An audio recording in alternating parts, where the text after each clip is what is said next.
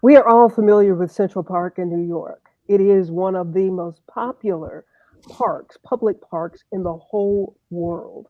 But what people don't know is that Central Park was built on top of a community that was started by a 25-year-old African American in 1825. It was called Seneca Village. We're going to talk about the burial ground of Seneca Village in New York when we come back on the Timbuktu Report. I do thank you very much for joining us for this episode of Timbuktu Report. And Dr. Rick Stevenson is our guest, as he is every week on the Timbuktu Report. We're going to be discussing this and get some highlights about that. Stay with us.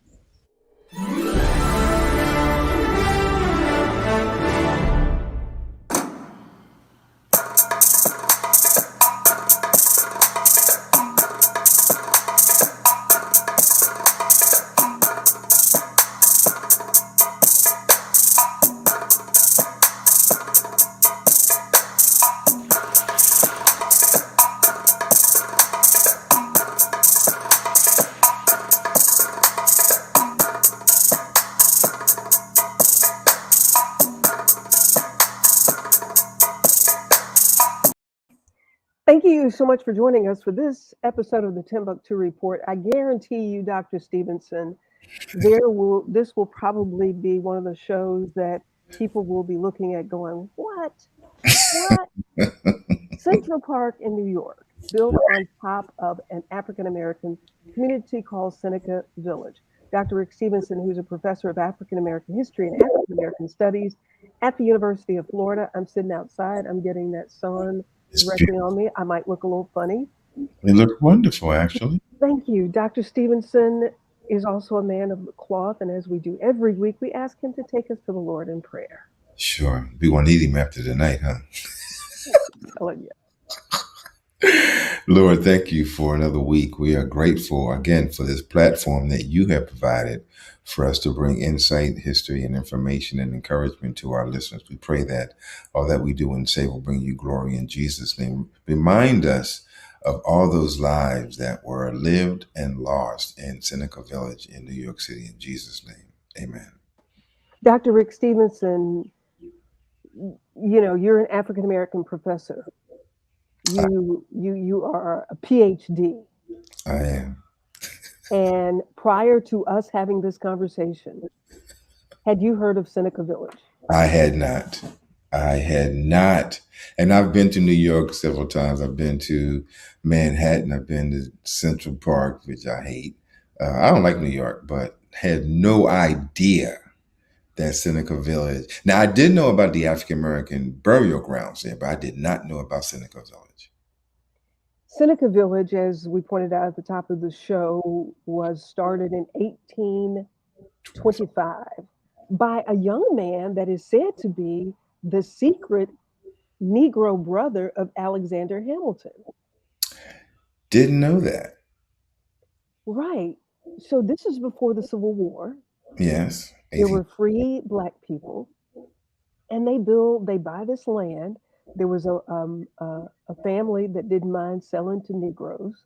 Mm-hmm. So they sell to this black man in 1825, Mm-hmm. and he builds this thriving community. At the time that they were put out, there were 225 people living there, two schools, three churches, a thriving community, Yeah. and they were forced out. And Would you go ahead? out? Do you Say know why again. it was forced out? Eminent. They took the property by eminent domain so that they could build. They wanted that property, and so they just took the property and put them out. I wonder if racism had anything to do with that.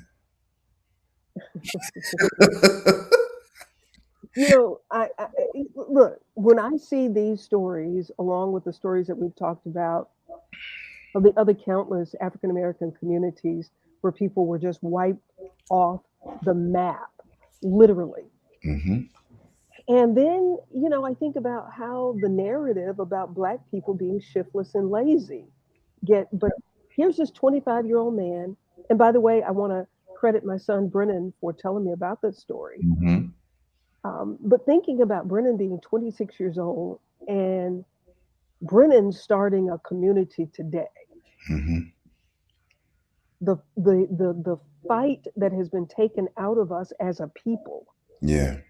that young people like that were doing that kind of work Yeah. in the 1800s. What does that say about how we have evolved or not evolved, Dr. Yeah. Stevenson? Well, I think a couple things. First of all, remember now the first blacks came here with the Dutch in the early 1600s, but Seneca Village by 1855, which is only 25 years later, most of the residents owned their own homes. They had their own property, and that came with various citizen rights like voting. How about that? So, we have this prosperity that is happening in the 1800s that tends not to be not only recognized but brought out in the textbooks. And remember, in the South at the same time, these Africans are still in peonage kind of environments where they don't own land, they can't vote, they're still enslaved. And in New York, there seems to be this level of prosperity. I don't know if you remember the movie 12 Years a Slave, but the person named Solomon who was taken from New York was an engineer. He was a violinist. He was a very accomplished individual. So we had that kind of prosperity going on in New York City in the 1800s.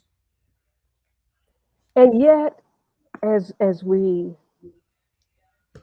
think about going from the prosperity of the 1800s of Black people in New York in Seneca Village, which is now Central Park, millions of tourists come to New York and go to Central Park every year and don't realize they're walking on top of a burial ground. There's a cemetery there of Black people.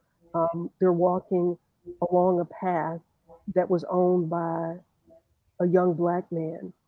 Um, the way the story has shifted. Hmm.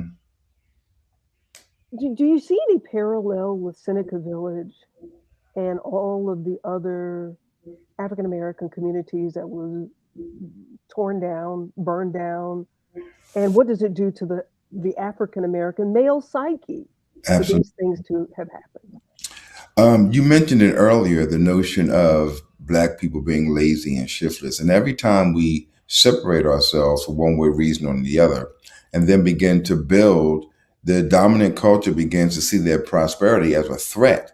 And rather than join in and integrate, they rather destroy it. Prime example of that is Black Wall Street. You had the exact same thing happen in St. Louis. So, it seems as though whenever African Americans, people of African descent in America, attempt to separate and become prosperous on their own, it becomes a threat to the dominant culture. And I think we see the exact same thing happen today with the white nationalism and so on, that Black people are becoming very prosperous. We have more millionaires now than we've ever had.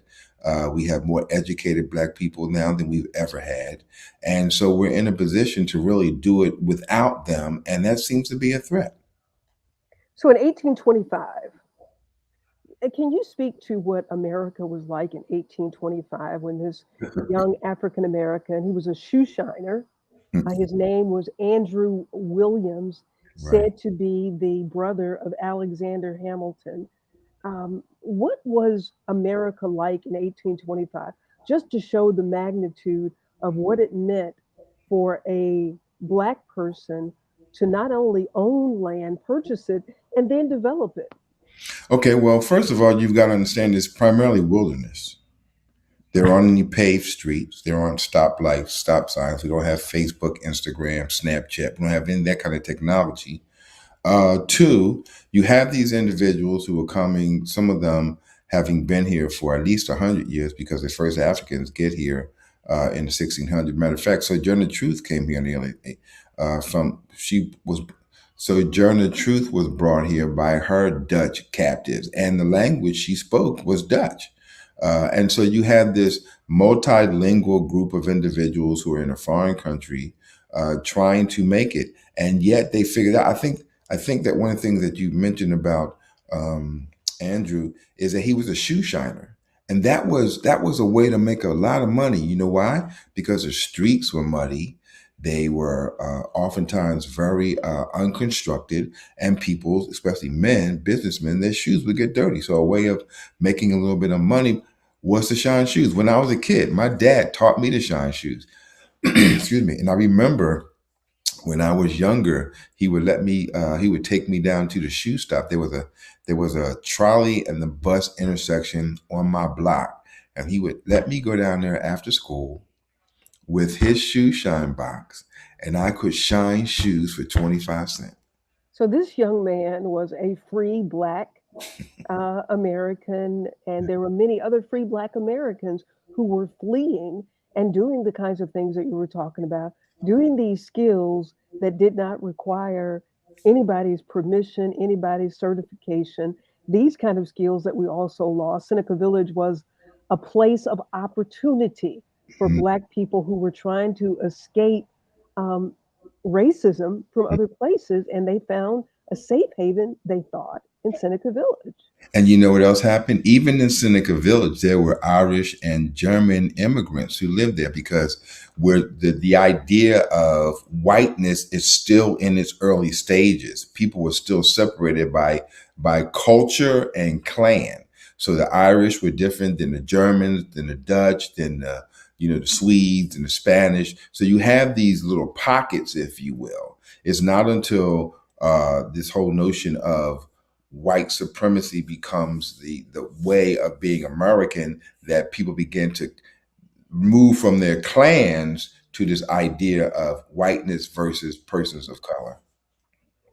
And because uh, some of those white people uh, from other countries were relegated to the same kind of insignificance as the Negro, and that's why they were able to live together in Exactly. Seneca Village until 1857, when through eminent domain, the villagers and other settlers in that area were ordered to leave their homes, and their homes were torn down, the Lord. churches were torn down, the schools were torn down, Yeah. and then we erect this place called Central Park, which is now a jewel for the city of New York, the state of New York, for that matter. And you know what's interesting about how you just laid that out? The schools, the homes, the churches being torn down for a place. The same thing happened in Detroit. They tore down cities to put freeways. Now what they do, they don't put parks. They make freeways through black communities. It happened in Tulsa, happened in New York, happened in parts of Los Angeles, where they go into these black neighborhoods, tear them down, and run a freeway through the city. And it's just interesting how it's okay to displace black people for public spaces when in fact when we try to buy in the other spaces we are rejected. Yeah. And so these families, this history that most people don't know about, that Central Park is built on top of a black community called Seneca Village. And because these families were terrorized, this was due to economic terrorism. Hmm. There are those who still searching for any descendants of these families. And one of the reasons it's like in Rosewood here, not far from Gainesville, it's Hmm. difficult for the descendants to even talk about it because there was such pain Yeah. that these families went through, being displaced and just trying to find a place to live and to survive and to think, I got a house, I'm taking care of my family, I'm Mm. taking care of the community, and then all of a sudden, I'm just put out. Imagine that today, somebody coming to your house telling you to get out. Yeah, and we're not. And it's interesting that now the notion is that black people are the criminal, when in fact the true criminals uh, are those individuals in government that would rather replace us or replace people of color with spaces of social intercourse rather than allow us to continue to develop and contribute to the prosperity of our cities. But to answer your question, if someone tried to come into my house right now, they'd have a real problem. Preacher, Vivian Green. Vivian, thank you so much for your support in everything that you do, Vivian. And she asked what happened to the cemeteries. Were Yeah. the graves paved over? Yes, ma'am. Yeah, one of the largest, matter of fact, in 1991, one of the largest cemeteries was founded by a construction group that was trying to build a 34-story government building. And they discovered that at first they found 13 bodies. And as they continued to dig, they estimate there's about 20,000 people buried in this area. Matter of fact, they have a monument over it now. Yeah, this so two-thirds of the people who lived in Seneca Village were Black people. They were African Americans, then one-third Irish immigrants, and then a small number of Germans. 50 houses, 50 plus houses Hmm. were just destroyed. Hmm. And the buildings, we talk about the buildings that were destroyed. But what does that do to the psyche of a people to come in and just destroy? This is my home. Yeah, And so what does that do? This is eighteen 25 fifty years. seven. Hmm. Started in 1855. In 1857, this happens. Uh, what does that do to It's the got to be psyche of a people? discouraging. It's got to be discouraging, because first of all, remember now, these houses were primarily made of wood. They had to cut trees down to build these homes. So, do you know how long it takes to cut down the tree and then to manufacture the wood into the type of log where you can lay a foundation, and then you have to start all over again? I mean, sometimes we were putting up skyscrapers faster than they could build houses in those days. And the money that they had to save because Do it people, all over again. mortgages were not a thing that Black people, I mean, they Right. were not for anybody. And people generally, what my uncle Evidge said, you bought the amount of supplies that you could afford, and you built the house that you could afford Exactly. based on the money that you had. Because by the time they finished houses, there was no mortgage because E- they couldn't get a loan. Exactly. So, Exactly. no doubt, the life savings of these families in this structure that they called home in those 50 homes, and then somebody comes and says to you, you got to get out. The landowners of these properties were told Their that fin- they had to get out. yeah, yeah, you're absolutely right. Their finances would just plummet. They have to start all over again because it wasn't like they had bank accounts and stocks and bonds and all that kind of thing going on. It's just horrible. And I think that when we hear people discourage us about talking about American history as it includes the role of Africans and African Americans, it is that kind of information that has has two roles. One, it can encourage us because it demonstrates our stability and our ability to survive in very difficult times. But it also discourages us because we get the sense, well, why should we continue to work hard when all you're going to do is come and tear it down? It can be. It can be. And I think that that's the part that I talk about, economic apartheid.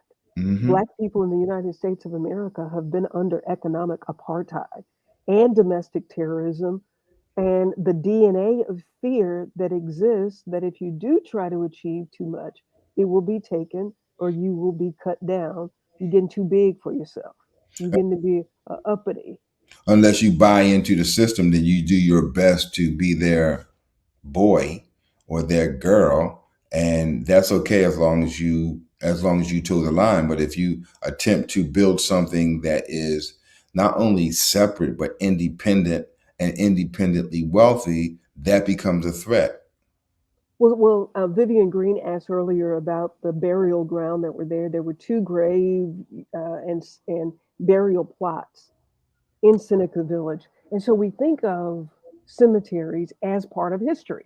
Hmm. Hmm. Hmm. That's how we find out so much about history for so many people, regardless to what nationality you are. You Hmm. can go to the cemeteries and find information about your family. Exactly. Well, in this case, those cemeteries, those burial grounds were disregarded.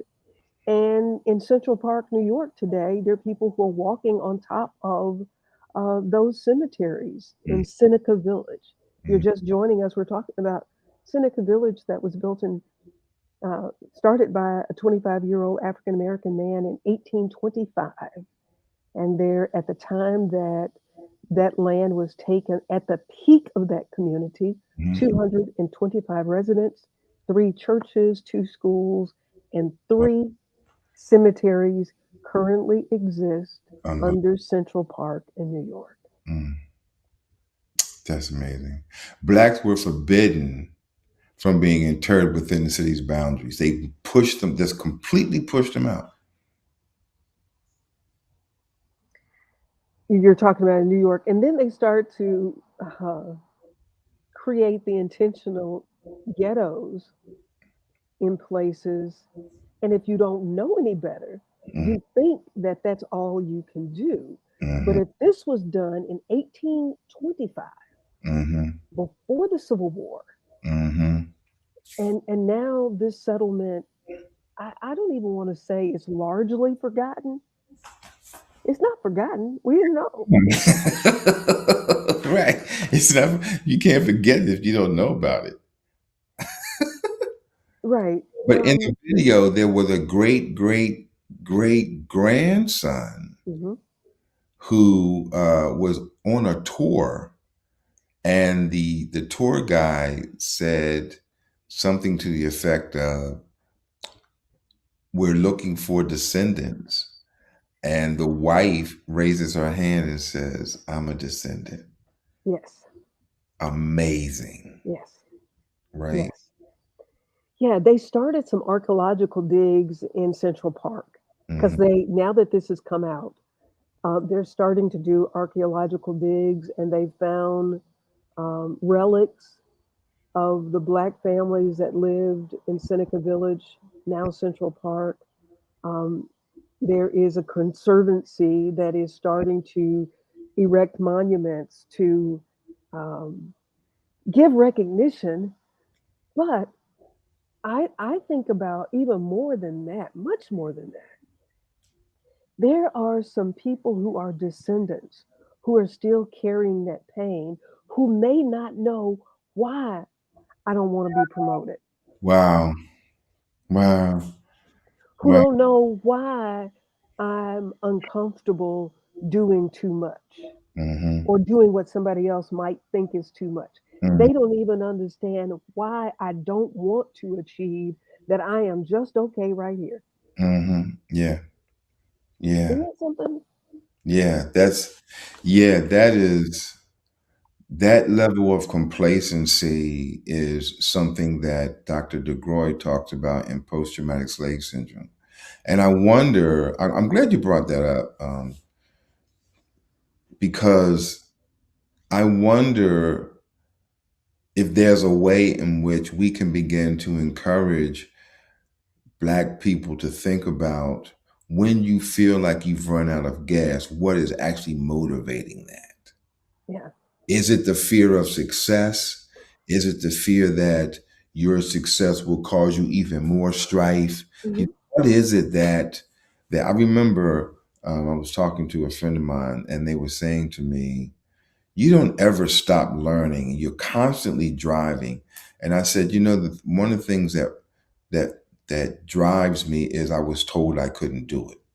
I wasn't Mm. smart enough, and it had its negative effects as well. And I wonder if we were able to create a forum where Black people, men and women, boys and girls, who have found themselves in that space where they say, you know what, it's just not worth it to keep on going, and then figured out what's motivating that.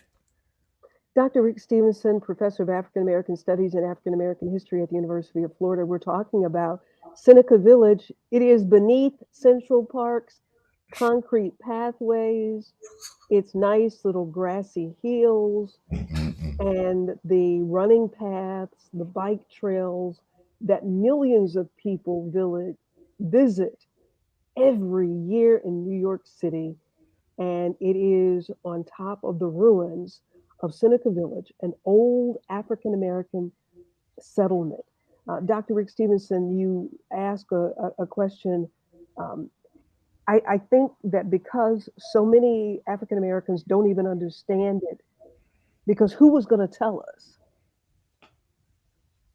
I think we as Black people have been in such pain ourselves that we have been trying to s- suppress. Hmm. And then if the story stops being told, who's going to tell it? Right, There's got to be thousands of descendants from Seneca Village. right. But that's why we had the Timbuktu report. Somebody's got to tell. That's a nice little cup you have there. I don't have one of those. See, we should have one of those so that when we come on air, we can see. Now that's. Toast. I'll get you one. I know people. But listen, tell me about the Seneca cigarettes. Oh, I forgot about that. Thank you for mentioning that. So get this, everybody. Not only did they steal this community from Black people, they started making a cigarette called Seneca cigarettes. And guess what, Dr. Stevenson? I'm guessing.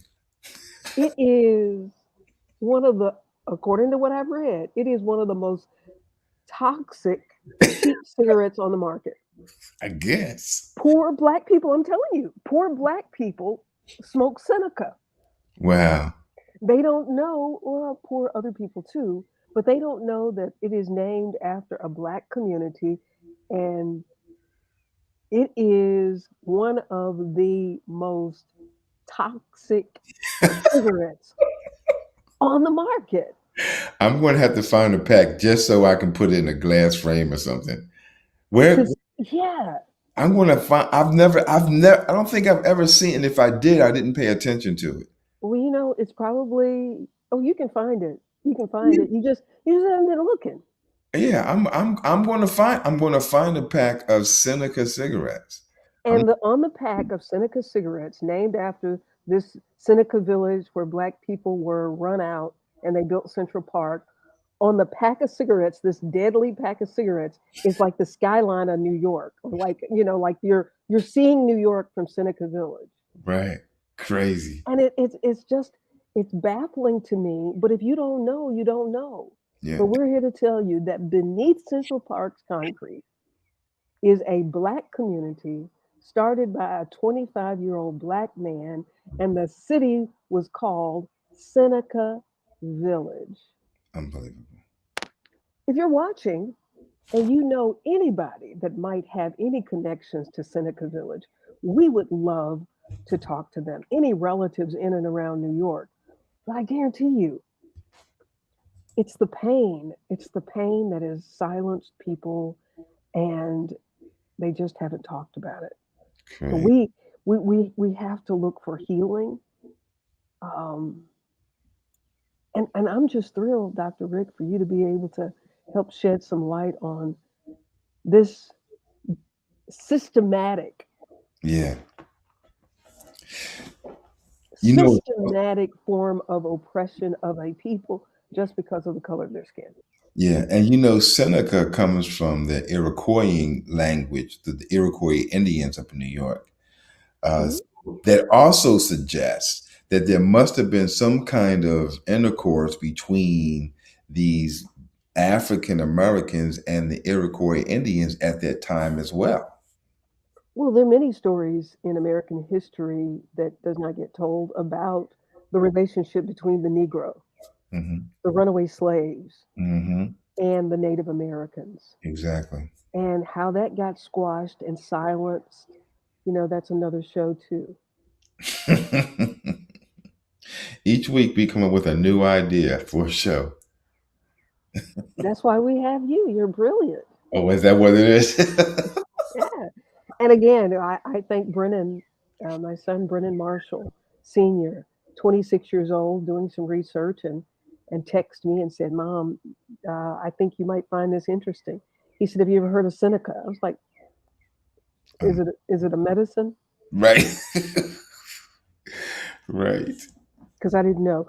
Before we go, for those of you who are watching, I really appreciate your watching. I thank you for sharing this story because we must tell these stories of the systematic slavery that has happened in America since the 1600s Mm, and the economic apartheid that the African American has been under. And now the use of drugs and alcohol in suppressing the minds of would be brilliant young people who could be doing the things that this young man did in 1825. right. And you know what's also interesting about that? There was a movie called 12 Years a Slave, Hmm. and it's about a man named Solomon Northrop who was invited to Washington, D.C. to perform because he was a violinist and so on. And he eventually got kidnapped uh, and taken to the South, where he spent 12 years in Louisiana as a slave. And no one believed he was a musician, an architect, etc. He was sold into slavery. And the time frame is 1853 through 1800s. And so he probably lived either near or around Seneca Village around that time. Who knows? Who You know, knows? it's just it just blows my mind. And as much as I try to be ahead of the game of our history, I'm giving a presentation tomorrow on the importance of African American education in Orlando. It's just so much you can't. It's mind Well, yeah, boggling. you just keep doing what you're doing. One of our very faithful fans, Victoria Stevenson, says, "I keep trying to tell him hashtag brilliant. Keep repeating it until he believes it." Thank you, Victoria. Appreciate your support, your faithfulness to our show. We appreciate it so much. Dr. Stevenson, I humbly say that I'm honored that you accepted the invitation to do this show with us. I think it has been such a blessing for so many people who may not watch it live, but get to watch repeat shows because, regardless to what is said, we still have a responsibility and an obligation because we can to Mhm. tell these stories and to continue to tell the truth. I agree. So I have a question. Yes, sir. When are we going to talk about your book? Well, we can talk about the book next week. I have a book that is coming out in September. It's called The Art of Forgiveness and Expression of Peace. And I don't know any group of people who are more forgiving on the planet than the Negroes in America. Amen. We have got to be God's chosen people because of the kindness that's in our hearts. Yeah. You know, Yeah. so so it is about my journey to forgiveness and being able to work toward great peace have they which love thy law, and nothing shall offend them. Hmm. Get get Awesome. that tattooed on your bike. I have enough tattoos as it is. I'm not putting nothing else on my body. Yeah. Do you really have tattoos? Oh God, yes. Oh, okay. Okay. You didn't know Because that? uh-uh. Oh yeah, I have quite a few. How would I know, Victoria? Peace. Thank you all so much for joining us for this edition of the Timbuktu Report. As we have discussed, Seneca Village paved over in a place called Central Park. The next time you go to New York and you go to Central Park, please pay homage to our ancestors who were kicked out of their homes and their grave sites are buried over, paved over, so they could have this beautiful place that is a huge tourist attraction called Central Park. Mm, Thank you all for joining us for this edition of the Timbuktu Report, where our goal is to enlighten, inspire, and educate. For our entire team here at the Timbuktu Report, I'm Pamela Marshall at the Wellness Radio TV and at the Wellness Radio TV podcast. Remember, There is healing. You at say the wells. that part. Oh, you have to give me a cue card. Thank you, Dr. Stevenson. We'll see you next week. Thank you all for joining us, and we appreciate it. Have a good week. All right, thanks. Bye bye.